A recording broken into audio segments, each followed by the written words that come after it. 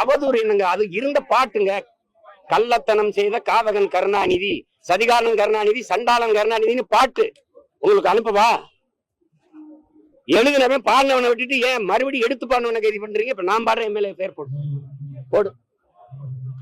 கள்ளத்தனம் செய்த காதகன் கருணாநிதி, சதிகாரன் கருணாநிதி, சண்டாளன் கருணாநிதி போடு பாப்போம். போட்டு உள்ள வை. நீ புள்ள பூச்சி பிடிச்சு விளையாடுவா ராஜா? தேலு பாம்பு நட்வாக்கிளி பிடிப்பியா? புலி சிங்கத்தோட மோதுவியா? முன்னாள் முதல்வர் நீ உங்க அப்பாவை நீ அதிகாரத்துக்கு வந்து புனித பட்டம் கட்ட பாக்குற துரோகி. தமிழ் பேரினத்திற்கு பச்சை துரோகி. யார் தர்க்கம் செய்வா? அதிகாரம் வந்தோன்னா உங்க அப்பாவுக்கு புனிதர் பட்டம் கட்டிடுவீங்களா? செஞ்ச துரோகம் எல்லாம் மறந்து போயிருமா? இந்த நாட்டில் தமிழர் இன வரலாற்றில், அரசியல் வரலாற்றில் தீய ஆட்சியின் தொடக்கம், தீய அரசியலின் தொடக்கமே ஐயா கருணாநிதி வந்து உட்கார்ந்த பிறகுதான். யாராவது மறுக்க முடியுமா? பேரறிஞர் அண்ணா வரைக்கும் இந்த அரசியல் வரலாறு எடுத்து பாருங்க. எவ்வளவு நாகரிகம், எவ்வளவு கண்ணியம். இவர் வந்த பிறகு நடந்ததை பாருங்க. அதுக்கு பிறகுதான் ஊழல், லஞ்சம், கொலை, கொள்ளை, அவதூறு பேச்சுகள், அநாகரிக அரசியல், சாராயம், இதெல்லாம் எப்ப வந்தது? முன்னாள் முதல்வரை பேசவே கூடாதா?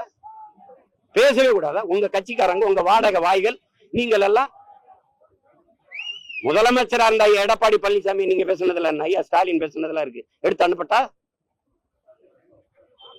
நீங்க பேசலாம், அது கருத்துரிமை. நாங்க பேசினா அது அவமதிக்கிறது.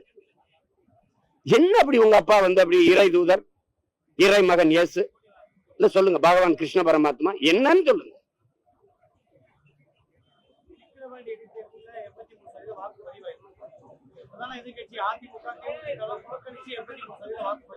இதுவே என்ன முடியல. ஒரு அதிகாரி நீங்க எஸ்பியா வச்சிருக்கீங்க, இந்த பருண், அவர் எங்க ஊருக்காரு, உரப்புலிக்காரரு. தொடர்ச்சியா அவர் விளையாட்டு ரொம்ப அதிகமா விளையாட்டு. தேவரு, நாடாரு, கோனாரு, தேவேந்திரரு யாரையுமே அவருக்கு பிடிக்க மாட்டேங்குது. பிறப்பு வெறுப்பு அவருக்கு எங்க மேல எல்லாம். ஏற்கனவே குண்டாசு இங்க வந்து வேற இடத்துல வழக்கு இங்க வர சொல்லி சென்னைக்கு கொண்டு வந்து சேர்க்க சொல்லி உள்ளதுக்கு குண்டாசுல போட்டது இதே வருண் ஐபிஎஸ் தான். இப்பவும் அவரை கைது பண்ணி இங்க திருச்சி கொண்டு வரது வருண் ஐபிஎஸ் தான். இதெல்லாம் மறந்துருவோம். நீங்க அப்படியே அவர் எதுல ஆடுறாரு? சர்வேசனும் நீங்கள் ஐபிஎஸ் படிக்கும்போது ஒரே பேச்சு மட்டு. ரத்தீஷ் அவருடைய தம்பி, அவங்க ரெண்டு பேரும் அதுல இருக்கனால எதா இருந்தாலும் ரத்தீஷ் தான் நிர்வாகம். அவர் தான் அதிகாரியை பணியமர்த்துவாரு, பணியிடம் மாற்றுவாரு, எல்லாம் ரத்தீஷ் தான். அதனால மேலிட அழுத்தம்ங்கிறீங்க. மேலிடம் எத்தனை நாள் நீங்க மேலிடத்தில் இருப்பீங்க? எத்தனை நாள் நீங்க மேலிடத்தில் இருப்பீங்க? நீங்களே பாருங்க. இது வந்து ஏன்னா தம்பி உதயநிதி கூட இருக்க ரத்தீஷ் தான் இந்த அதிகாரிகளை எல்லாம் பணியிடம் மாத்துறது, பணி உயர்வு செய்யறது எல்லாம் அவர் கூட இருக்காருங்கிறதுல நீங்க அடிக்கடி கை வச்சு விளையாடுறாரு அந்த வருண் ஐபிஎஸ். உண்மையிலே நீங்க என்ன வேணா ஆதாரங்களை தர்றேன். விரட்டி தேவரு, தேவேந்திரரு, நாடாரு, கோனாரு, அவரு வன்மம்.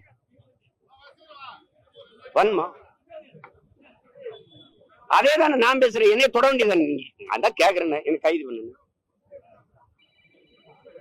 இப்படி கெஞ்சுற ஒரு ஆளை பத்திரிக்கல என்னை கைது பண்ணி உள்ள வைங்க. பேசுறதுக்கெல்லாமா கைதுங்க? நீங்க பேசுறதுக்கெல்லாம் கைதா? நீங்க ஒண்ணு கேட்கிறேன். சவுக்கு சங்கர் பேசினாரு, அவ்வளவுதானே. அதை வச்சு ஒரு 10-15 நாள் 20 நாள் வைக்கல, ஒரு மாசம் வைக்கல, எவ்வளவு நாள்? சரி, ஃபெலிக்ஸ் என்ன பண்ணாரு? டெல்லியில இருக்கிற ஃபெலிக்ஸோடைய அலைபேசியை ஒட்டு கேட்டு டெல்லியில இருக்காருன்னு போய் கைது பண்ணி உள்ள கொண்டு வர தெரியுது. இங்க கள்ளச்சாரம் வைக்கிறான்னு தெரியாது. இவ்வளவு பேர் ஒரு வருஷமா திட்டமிட்டு ஆம்ஸ்டாங்க கொல்ல போறாங்கிறது ஒட்டு கேட்க தெரியாதுல்ல. நான் எங்க ஆத்தாவுக்கு அரணியூர்ல பேசுனேன்னா அது ஒட்டு கேட்க தெரியும். டெல்லியிலும் கேட்க தெரியும், இங்கேயும் கேட்க தெரியும். சீமான் யாரோட என்னென்ன பேசுறான்லாம் பதிவு பண்ண தெரியும். இந்த வேலை 133 கொலை நடந்திருக்கு 31 நாள்ல. எதையுமே கண்டுபிடிக்க முடியல. கேவலம்.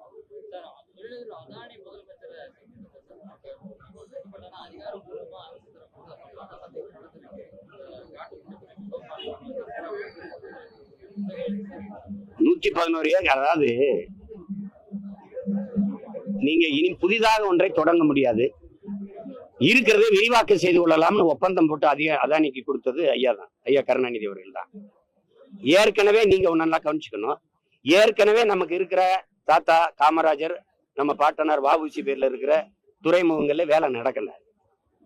புள்ளி விவரத்தோட நான் சொல்றேன். 50 விழுக்காடு 60 விழுக்காடு 40 விழுக்காடுல வேலை நடக்குது. எந்த சரக்கும் போகாம எந்த சரக்கும் இறங்காம தேங்கி நிக்கல. அப்படி இருக்கும்போது அதுக்கே வேலை இல்லாத போது 6111 ஏக்கர்ல காட்டுப்பள்ளியில கடல்ல தரையில ஆறுகள்ல இதுல 6111 ஏக்கரை எடுத்து கொடுக்க வேண்டிய அவசியம் என்ன? இந்த துறைமுகத்தை அதானி கட்ட வேண்டிய தேவை இல்லை. துறைமுகம் அதானிக்கு, ஏர்போர்ட் அதானிக்கு. அப்புறம் நாடு என்ன செய்யும்? விளிங்கத்துல துறைமுகம் அதானி கட்டுவாரு. ஏற்கனவே இருக்கிற துறைமுகங்கள்ல என்ன பிரச்சனை? இந்த துறைமுகத்துல இவருக்கு தனியார் முதலாளிக்கு வேலை வரணும் தான் நீங்க சாகர் மாலா திட்டத்தை கொண்டு வரீங்க. வானூர்தி போக்குவரத்து, தொடர் வண்டி போக்குவரத்து, தரைவழி போக்குவரத்து எல்லாத்தையும் கொண்டு போய் கப்பல் போக்குவரத்தோட இணைக்கணும். அந்த கப்பல் போக்குவரத்து பேட்ட போகுது அதானிக்கு. இப்ப யாருக்கான நாடுது? யாருக்காக இந்த தேர்தல் நடந்து முடிஞ்சிருக்கு? யாருக்கு? தலைவரை தேர்வு செஞ்சிருக்கலாம், தரகரை தேர்வு செஞ்சிருக்கலாம். முதலாளிகளின் வளர்ச்சியை, நாட்டின் மக்களின் வளர்ச்சி, தேசத்தின் வளர்ச்சின்னு கட்டமைக்கிற மாதிரி ஒரு கேடுகட்ட பொருளாதார கொள்கை எந்த நாட்டுல இருக்கு? எந்த நாட்டுல இருக்கு?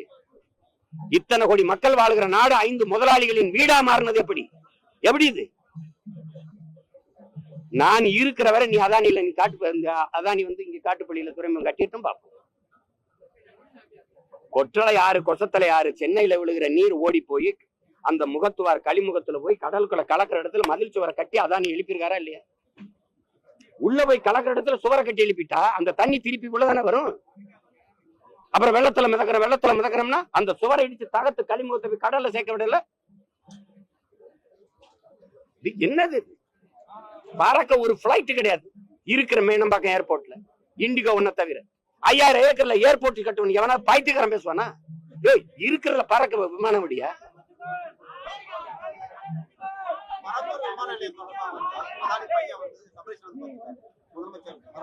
பார்க்கலாம், பேசலாம், போகலாம், அவ்வளவுதான். அவ்வளவு எளிதாலாம் 8 வழிச்சாலை போட்டியில எங்க கட்டுங்கல்ல? நான் தான் சொல்றேனே, விமான நிலையம் கட்டி காட்டுங்க. 2 வருஷம் தானே, கட்டுங்க, கட்டி காட்டுங்க பார்ப்போம்.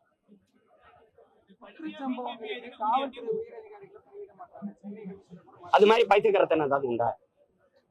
கள்ளச்சாராயத்துக்கு அந்த மாவட்ட ஆட்சியர் இருக்கும், அந்த மாவட்டத்துல இருந்து காவல்துறை அதிகாரிக்கு அது சம்பந்தம் இருக்கா? ஒருத்தர் சஸ்பெண்ட் பணியிட நீக்கம், ஒருத்தர் பணியிட மாற்றம். இதனால சார் அவங்கள ஊழல் போட்டு காய்ச்சினாங்க தம்பி, காய்ச்சினாங்க.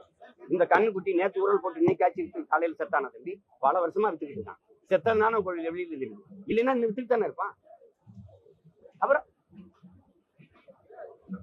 அம்மா ஏதாவது சொல்றதான் தம்பிட்ட அப்படி மாத்தினால நாங்க புனிதர் ஆயிடுறோம். அவர் தவறு நடந்துருச்சு, ஒரு அதிகாரி தவறு நடந்தாரு, அதிகாரி நியமிச்சது நீங்க, அதிகாரி உங்களுக்கு இருந்து வேலை செய்யறாரு.